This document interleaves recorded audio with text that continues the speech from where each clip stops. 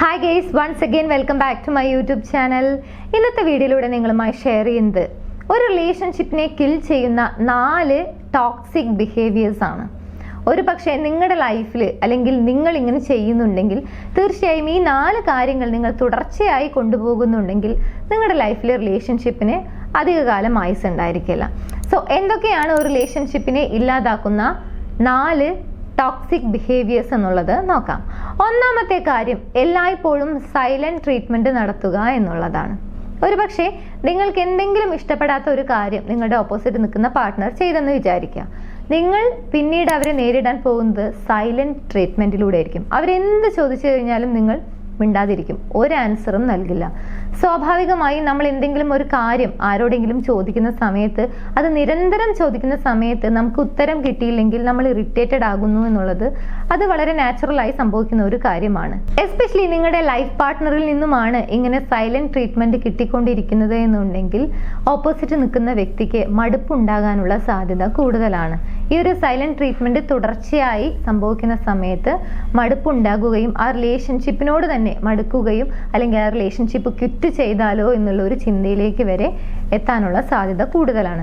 So ഒന്നാമത്തെ toxic behaviour എന്ന് പറയുന്നത് എല്ലായ്പ്പോഴും സൈലന്റ് ട്രീറ്റ്മെന്റ് നടത്തുക, അതുവഴി ആ റിലേഷൻഷിപ്പിൽ അല്ലെങ്കിൽ ഓപ്പോസിറ്റ് നിൽക്കുന്ന വ്യക്തിയിൽ ഒരു മടുപ്പുണ്ടാക്കുന്നു എന്നുള്ളതാണ്. സെക്കൻഡ് ടോക്സിക് ബിഹേവിയർ എന്ന് പറയുന്നത് നമ്മൾ സംസാരിക്കുന്ന സമയത്തുള്ള ചില കാര്യങ്ങളാണ്. അതായത് ഹെയ്റ്റ്ഫുൾ ജെസ്റ്റേഴ്സ് കൂടുതലായി നമ്മൾ ഉപയോഗിക്കുന്നുണ്ടോ ഇല്ലയോ എന്നുള്ളതിനെ കുറിച്ച് നമ്മൾ അവെയർ ആകുക എന്നുള്ളതാണ്. ഇത്തരത്തിൽ ഹെയ്റ്റ്ഫുൾ ജെസ്റ്റേഴ്സ് നമ്മൾ കൂടുതലായി ഉപയോഗിക്കുന്നുണ്ടെങ്കിൽ അതാണ് രണ്ടാമത്തെ ടോക്സിക് ബിഹേവിയർ. ഇതിൽ പല കാര്യങ്ങളും ഉൾപ്പെടും. നമ്മൾ സംസാരിക്കുന്ന രീതി, നമ്മുടെ പ്രവൃത്തികളെല്ലാം തന്നെ ഇതിൽ ഉൾപ്പെടും.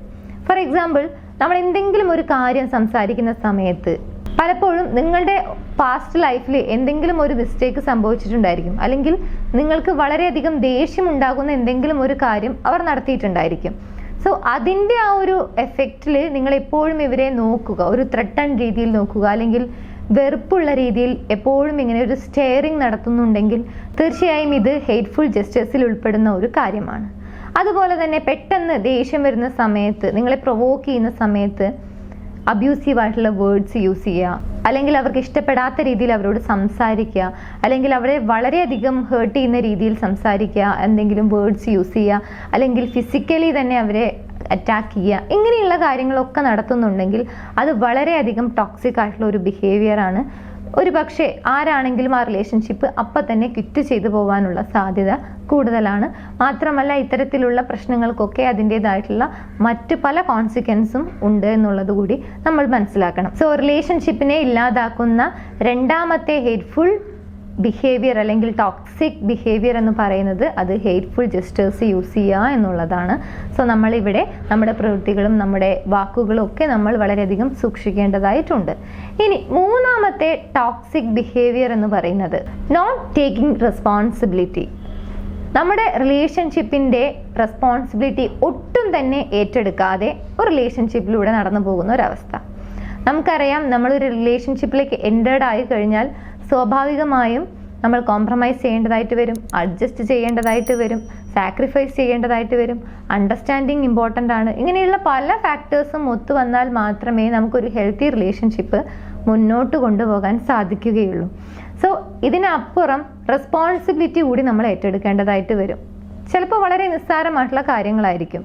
എന്നാൽ ഒരു റിലേഷൻഷിപ്പിൽ എല്ലാ റെസ്പോൺസിബിലിറ്റിയും എല്ലാ കാര്യങ്ങളും ഒരു വ്യക്തി തന്നെ ചെയ്യേണ്ട ഒരു അവസ്ഥ വരുന്ന സമയത്ത് അവർ സ്വാഭാവികമായും ചിന്തിക്കും, എന്താണ് റിലേഷൻഷിപ്പിന് അർത്ഥം, അല്ലെങ്കിൽ ഈ ഒരു റിലേഷൻഷിപ്പ് അല്ലെങ്കിൽ ഇങ്ങനെ ഒരു റിലേഷൻഷിപ്പ് ലൈഫ് കൊണ്ട് എന്താണ് നേട്ടം, അല്ലെങ്കിൽ എന്തിനാണ് ഞാൻ ഇങ്ങനെ ലൈഫ് ലീഡ് ചെയ്യുന്നത് എന്നതിനെക്കുറിച്ച് സ്വാഭാവികമായും പല ആളുകളുടെയും ഇങ്ങനെ ഒരു ലൈഫ് ലീഡ് ചെയ്യുന്ന ആളുടെ ഉള്ളിൽ ഉണ്ടാകാനുള്ള ഒരു സാധ്യത കൂടുതലാണ് ഇങ്ങനെ ഒരു തോട്ട്. സോ ടോക്സിക് ബിഹേവിയറിൽ മൂന്നാമത്തെ എന്ന് പറയുന്നത് തീർച്ചയായും ആ റിലേഷൻഷിപ്പിൻ്റെ അല്ലെങ്കിൽ ഒരു രീതിയിലുമുള്ള റെസ്പോൺസിബിലിറ്റി ഏറ്റെടുക്കാതെ ഇരിക്കുകയും ആ റിലേഷൻഷിപ്പിൽ നിന്നുകൊണ്ട് തന്നെ ആ ലൈഫ് ലീഡ് ചെയ്യുന്നു എന്നുള്ളതാണ് മൂന്നാമത്തെ ടോക്സിക് ബിഹേവിയർ.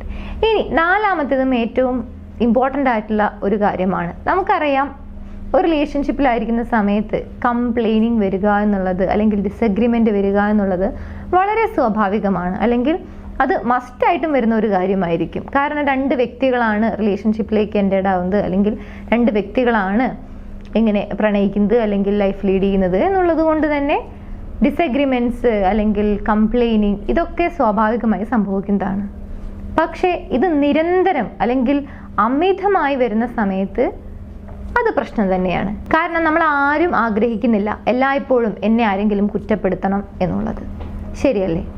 സോ നിങ്ങൾ അങ്ങനെ ചെയ്യുന്നുണ്ടെങ്കിൽ, നിങ്ങളുടെ പാർട്ട്ണർ അങ്ങനെ ചെയ്യുന്നുണ്ടെങ്കിൽ അതൊരു ടോക്സിക് ബിഹേവിയർ ആണ്, അല്ലെങ്കിൽ ആ റിലേഷൻഷിപ്പിനെ ഇല്ലാതാക്കുന്ന ഒരു ബിഹേവിയർ ആണ്. നിങ്ങൾക്ക് എന്തെങ്കിലും കംപ്ലൈനിങ് തോന്നുന്നുണ്ടെങ്കിൽ, അല്ലെങ്കിൽ അവരുടെ ഭാഗത്തു നിന്നും എന്തെങ്കിലും ഒരു മിസ്റ്റേക്ക് പറ്റി അത് പറയണമെന്നുണ്ടെങ്കിൽ അതിനൊരു ഹെൽത്തി വേ ഉണ്ട്. ആ രീതിയിലായിരിക്കണം നമ്മളത് പറയേണ്ടത്. എന്നാൽ നിരന്തരം അവരുടെ ഭാഗത്തുള്ള മിസ്റ്റേക്കുകൾ മാത്രം ചൂണ്ടിക്കാണിക്കുകയും അത് അവരെ അറ്റാക്ക് ചെയ്യുന്ന രീതിയിലാണ് നമ്മൾ പറയുന്നത് എന്നുണ്ടെങ്കിൽ അത് എപ്പോഴും പ്രശ്നമായി വരാറുള്ള സാധ്യത കൂടുതലാണ്. സോ കംപ്ലൈനിങ്ങും അതുപോലെ തന്നെ ഡിസഗ്രിമെൻറ്റും കൂടുതലായി വരികയും അതൊരു ബിഹേവിയർ അല്ലെങ്കിൽ അതൊരു ശീലമായി മാറുകയും അതൊരു അറ്റാക്കിംഗ് രീതിയിലേക്കായി മാറുകയും ചെയ്യുന്നുണ്ടെങ്കിൽ അതൊരു ടോക്സിക് ബിഹേവിയർ ആണ്. ആ റിലേഷൻഷിപ്പ് ബ്രേക്ക് ആവാനുള്ള സാധ്യത 100% കൂടുതലാണ്.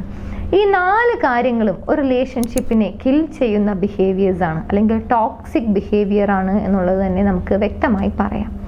സോ റിലേഷൻഷിപ്പിൽ നിങ്ങൾക്ക് അങ്ങനെ ഫീൽ ചെയ്യുന്നുണ്ടെങ്കിൽ, അല്ലെങ്കിൽ ഓപ്പോസിറ്റ് നിൽക്കുന്ന വ്യക്തിയിൽ നിന്നും അങ്ങനെ ഉണ്ടാകുന്നുണ്ടെങ്കിൽ ഒരുപക്ഷെ നിങ്ങൾക്കത് പറഞ്ഞ് മനസ്സിലാക്കി കൊടുക്കാം. അതല്ല എന്നുണ്ടെങ്കിൽ നിങ്ങളുടെ ലൈഫാണ്, തീർച്ചയായും നിങ്ങൾ തന്നെയാണ് ചൂസ് ചെയ്യേണ്ടത്, നിങ്ങൾ തന്നെയാണ് ഡിസൈഡ് ചെയ്യേണ്ടത്, നിങ്ങളതിനനുസരിച്ച് മൂവ് ഓൺ ചെയ്യുക തന്നെയാണ് വേണ്ടത്. സോ ഈ വീഡിയോ നിങ്ങൾക്ക് യൂസ്ഫുൾ ആണെന്ന് തോന്നുന്നെങ്കിൽ മറ്റുള്ള ആളുകളിലേക്ക് ഷെയർ ചെയ്യാൻ മറക്കരുത്. എൻ്റെ യൂട്യൂബ് ചാനൽ നിങ്ങൾ ആദ്യമായാണ് കാണുന്നത് എന്നുണ്ടെങ്കിൽ, പുതിയ വീഡിയോസ് കാണാൻ താല്പര്യമുണ്ടെങ്കിൽ ചാനൽ സബ്സ്ക്രൈബ് ചെയ്യാനും മറക്കരുത്. മറ്റൊരു വീഡിയോയിൽ കാണാം. Thank you.